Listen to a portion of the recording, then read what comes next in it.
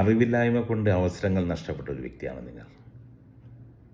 നമ്മുടെ മക്കൾക്കെങ്കിലും അത്തരത്തിലുള്ള പ്രശ്നങ്ങൾ ഉണ്ടാവരുതെന്ന് ആഗ്രഹിക്കുന്ന വ്യക്തികളാണ് നിങ്ങൾ.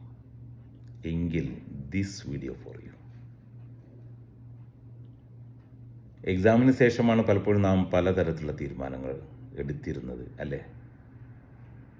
അത്തരത്തിലുള്ള ഒരു തീരുമാനമായിരുന്നു SSLC എക്സാമിന് ശേഷം 3rd ഗ്രൂപ്പിൽ ജോയിൻ ചെയ്യുക എന്ന എൻ്റെ ഒരു തീരുമാനം. മാത്തമാറ്റിക്സിൽ അത്യാവശ്യം നല്ല മാർക്കുണ്ടായിട്ടും പഠിക്കാൻ താല്പര്യമുണ്ടായിട്ടും അറിവില്ലായ്മ കൊണ്ട് ഞാനെടുത്ത തീരുമാനമായിരുന്നു 3rd group. Clarity before exam. അതെ, എക്സാമിന് മുൻപാണ് നാം ഓരോരുത്തരും തന്നെ ക്ലാരിറ്റി വരുത്തേണ്ടത്. പലപ്പോഴും നമ്മുടെ മക്കളോട് നമ്മൾ ചോദിക്കുമ്പോൾ പലപ്പോഴും അവർ പറയാറുള്ളത്, ഈ എക്സാം ഒന്ന് കഴിഞ്ഞോട്ടെ എന്നിട്ട് തീരുമാനങ്ങൾ പറയാം, അല്ലേ? തീർച്ചയായിട്ടും അവർക്ക് ക്ലാരിറ്റി വരുത്തേണ്ടത് എക്സാമിനേഷൻ മുമ്പാണ്. എങ്കിൽ മാത്രമേ അവർക്ക് കൃത്യമായി ഫോക്കസ് ചെയ്തുകൊണ്ട് മുന്നേറുവാൻ സാധിക്കുകയുള്ളൂ.